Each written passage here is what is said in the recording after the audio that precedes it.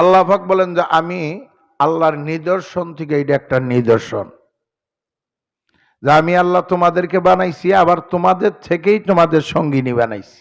আপনার বিবি আল্লাহ বলতেছে আমি তোমাদেরকে বানাইছি, তোমাদের থেকেই আবার তোমাদের সঙ্গিনী বিবি বানাইছি। কেন বানাইছি জানো? আল্লাহ এখন জবাব দিতেছে, লিতাসকুনু ইলাইহা,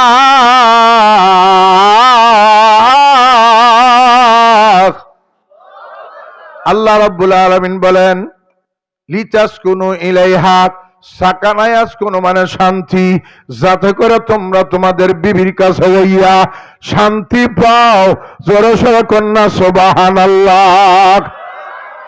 যাতে করে তোমরা তোমাদের বিবির কাছে যায় শান্তি পাও, আপনি যাতে আপনার বউর কাছে যায় শান্তি পান, এই জন্য আপনার ঠিকা অপারেশন করে আপনার বউরে বানাইছে, যাতে করে আপনি শান্তি পান। বউয়ের কাছে গেলেই শান্তি, সারাদিনের পেরেশানি দূরে যাবো গা। রাত্রে বাড়িতে গেছে, ঘরে গেছে, ঘরে যে যদি জান্নাতি একটা বউ থাকে, তাহলে তার ব্যবহারে, তার আচরণে একদম আপনার দিলের যে সারাদিনের ব্যথা কষ্ট দূর হয়ে যাবে। এই জন্যই যার বউ বালা তার গড়টা জান্নাত, আর যার বউ খারাপ এর গড়টা জাহান্নাম। বউয়ের লগে যদি কেসাল থাকে, তাহলে এই বেড়ার শান্তি আর কোথাও নাই। সারাদিন তো কেসালেই থাকে, বিভিন্ন কিছু করবার যাইয়া, রুজি রোজগার করবার যাইয়া, বিভিন্ন কিছু করবার যাইয়া বিভিন্ন পেরেশানির মধ্যে থাকে না।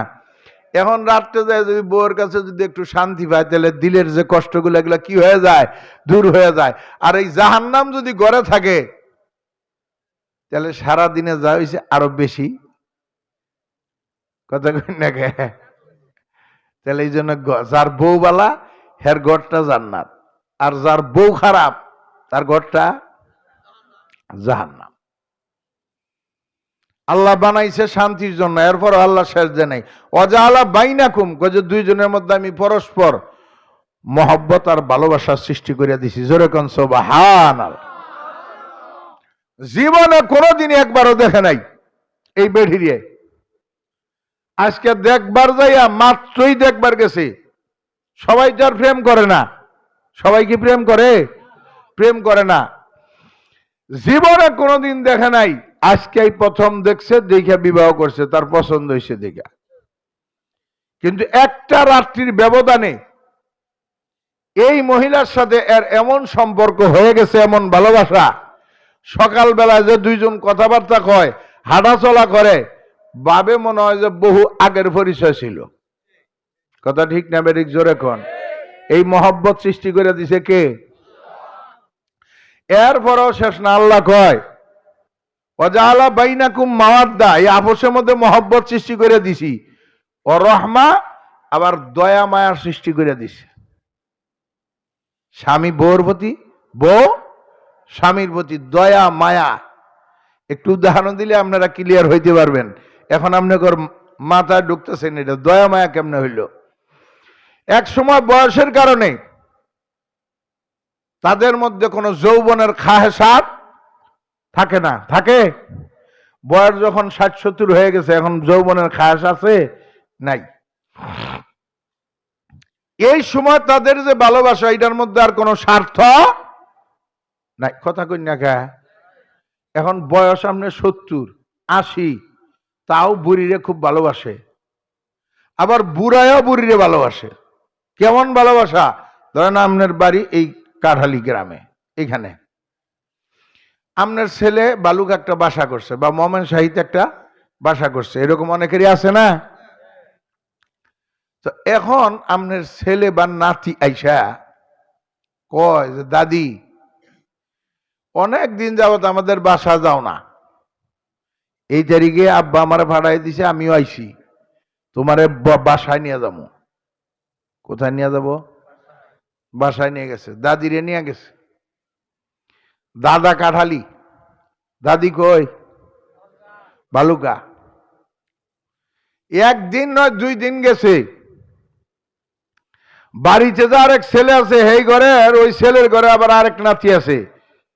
এই মুরব্বী ওই নাতিটারে ডায়, কয় এদিকে আয়। কি কও দাদা? কয় এই যে যাচ্ছি বালুকা একটু তোর দাদির একটু নিয়ে আগা। কয় কে সবসময় তো বাড়িতে থাকে, বাসায় গেছে 2-4 দিন থাক। কয়েন না বুড়া মানুষ আবার রাইতের অন্ধকারে ওই ফরিয়া ঠরিয়া আবার ব্যথা ট্যাথা পাবো। বুড়ার এইদিকে অবস্থা ভালো না, খালি মনের মধ্যে তার জ্বালাতন শুরু হয়েছে বুড়ির জন্য। এখন কিন্তু কোনো স্বার্থ নেই, আমি আগেই কইছি কোনো স্বার্থ কিন্তু ভিতরে নাই। ওদিক দিয়ে বুড়িরও কাম এইটাই। হেই ঘরের নাতিরে কয় এই তোর দাদা মান কি খায় না খায়, তোর দাদা ওষুধটা ঠিক মতো খাইতেছে কিনা, উজুর পানিটা ঠিক মতো পাইতেছে কিনা, আমার ভাল লাগতেছে না, দাদা আমার একটু দিয়াও। কথা কইন, মিথ্যা কথা কইলাম? স্বার্থ নাই, তারপরে একজন আরেকজনের প্রতি মায়া দয়া। বুড়ায় বুড়িরে খোঁজে, বুড়িয়ে বুড়ারে খোঁজে, এটাই দয়া মায়া। একজন আরেকজনের ছাড়া ভাল লাগে না। বুড়ি মরে গেছে গা, সখীপুরের এক বুড়া আমারে কয় যে হুজুর আমি এতিম হয়ে গেলাম গা। আমি বললাম যে নতুন করে কিবা করে আপনি এতিম হইলেন? আমনের বাপ তো মরছে বহু আগে। বাপ মরলে মানুষ এতিম হয় তো নাবালেক অবস্থায়। কি অবস্থায়? নাবালেক থাকলে বাপ মারা গেলে এতিম হয়। আমনে বালেক পুরুষ বুড়ো হয়ে গেছেন গা, এখন আপনি এতিম হইলেন কেমনে? কয় যে হুজুর বুঝুন না আমনে। আমি কি বুঝবো? কয় আমনের চাষি যে 3 দিন আগে মরলো জানুন না? আমি জানি। তো সেটা কি হয়েছে? কয় যে আপনার চাষি মরছে মানে আমি তো এতিম। মানুষ বাপ মা মরলে পরে এতিম হয় না?